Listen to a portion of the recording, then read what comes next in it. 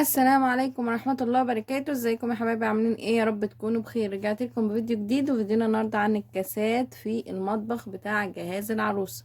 قبل ما نبدأ الفيديو ما تنسوش تشتركوا في القناة وتفعلوا زر جبتها. احب اقول لكم ان الاعداد المناسبة في المطبخ بتاع العروسة هما 3 اطقم كاسات ان انت تجيبيهم، 3 اطقم كاسات ان انت تجيبيهم في المطبخ. تمام. هفتح الكرتونة وارجع لكم. ورجعت لكم، واول طقم معانا من اطقم الكاسات في المطبخ هو الطقم ده. هو ماركة بسباتشي زي ما انتم شايفين كده. تمام. هي الماركة دي ماركة جميلة بصراحة.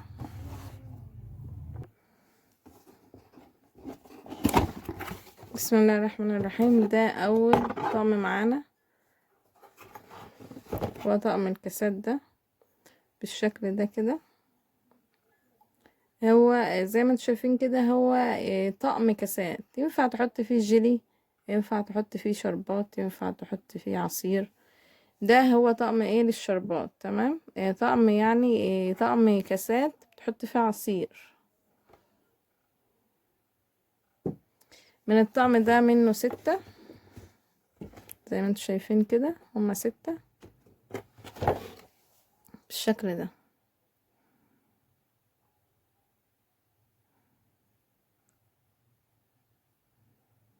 انتوا برضو قولولي ايه رأيكم. ده كان اول طقم معانا، وده ايه شكله. جبت تاني ايه برضو، جبت الكرتونة دي. ايه برضو الكرتونة دي من ماركة بسباتشي. دي برضو ماركة بسباتشي برضو. دي كرتونة فيها 2 طقم كاسات. شوب 6. 2 طقم كاسات، كل كاس منهم 6. تمام.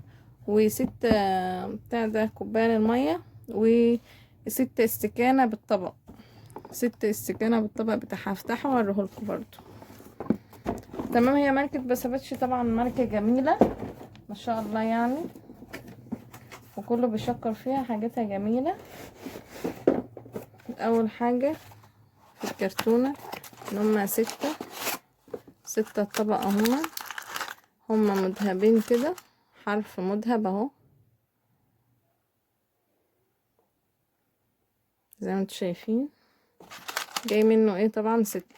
جاي ايه طبعا ال6 الاستكانة ده. ادي الاستكانة زي ما انتوا شايفين. برضو حرف ايه مذهب كده عليها، اللي هي تحط ايه في الطبق كده. ده شكلها بصراحة، شكلها ما شاء الله جميل جدا. ممكن ممكن تتحط في النيش برضو يعني. انا ما جبتش طقم استكانة للنيش، فده ممكن يتحط في النيش عادي.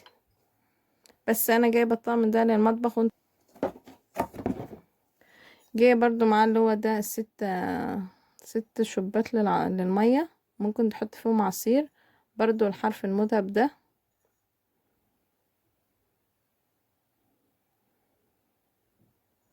جاي منهم ايه 6.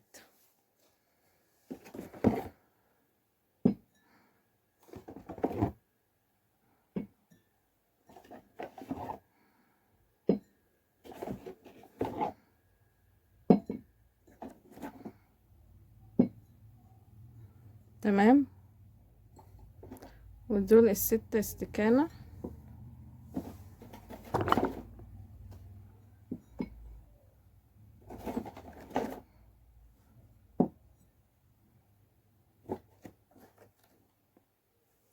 وانا طلعت لكم اللي هما ال6 استكانة هما بالطبق، وفردت لكم عشان تشوفوهم. ودول ال6 شوبات مية. طلع لكم الكاسات برضو.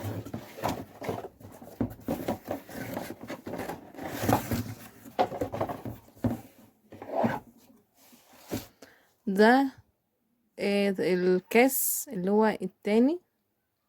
ده الكاس اللي هو ده كده ايه قصير. تمام. في برضو الطقم كله فيه حرف مذهب بالشكل ده.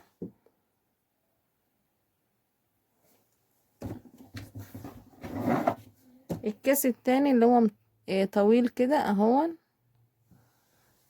زي ما هو ظاهر كده ليكم. هو كاس قصير وكاس طويل. تمام. من كل واحد منهم 6. تمام. برضه عشان ما اطولش عليكم في الفيديو، جبت برضه الطقم ده.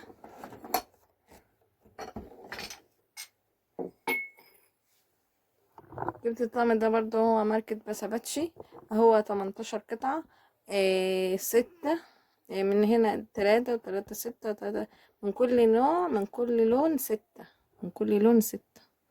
يعني اللون الأزرق 6، اللون ده 6، اللون ده 6. وطبعا كل لون فيه شكل مختلف. تمام. هفتحه معاكم واوريهولكم.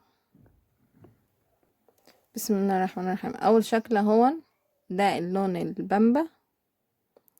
هو احلى حاجه في الطقم ده ان هو عجبني. انا مكنتش هجيبه، بس هو بصراحه الطقم ده مالي اليوتيوب كتير يعني، وكله بيتكلموا عليه. فانا لما شفته في المول واتفرجت عليه فعجبني جدا، لان اللون بتاعه منه فيه، مش اللي هو بقى ممكن ما يتغسل ويروح. لا، هو الازاز نفسه تحس ان الازاز نفسه هو اللي فيه اللون.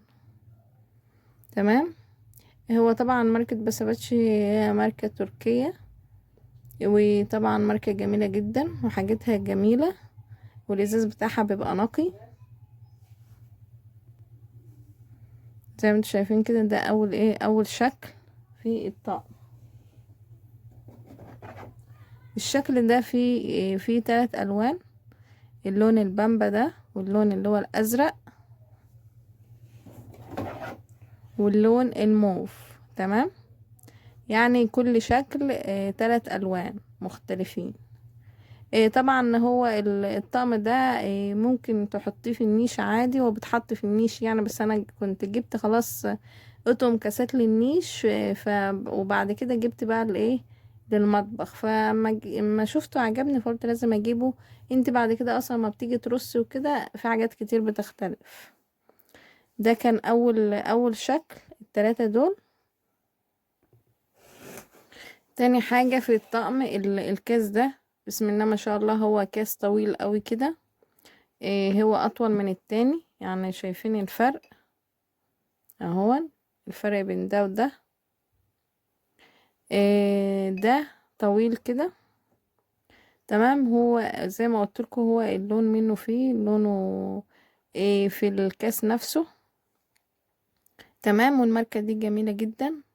طبعا هو جاي من اللون، من الشكل ده 3 الوان، كل لون 2. ادي الشكل التاني برضو اهو.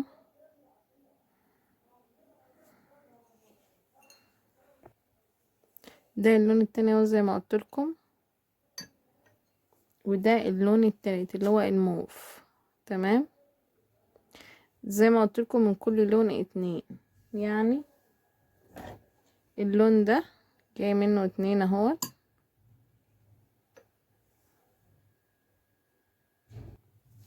تالت شكل من الكاسات هو الشكل ده، اللي هو ينفع تعمليه برضو فيه جيلي، وبرضو هو بتاع عصير يعني. مش عشان هو طلع بمثلث كده او زي قمع كده، ان هو لا مش بتاع عصير. لا، هو بتحط فيه عصير، بتحط فيه بيبسي، بتحط فيه كل حاجة. ممكن تعملي فيه جيلي برضو بالشكل ده. هو اقل اهو زي ما انتوا شايفين الفرق، يعني اقل من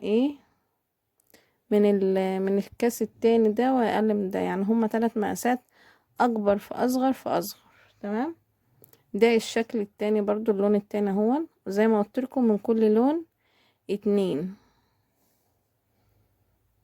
ده اللون التالت اهو، اللي هو اللون اللي هو الازرق ده.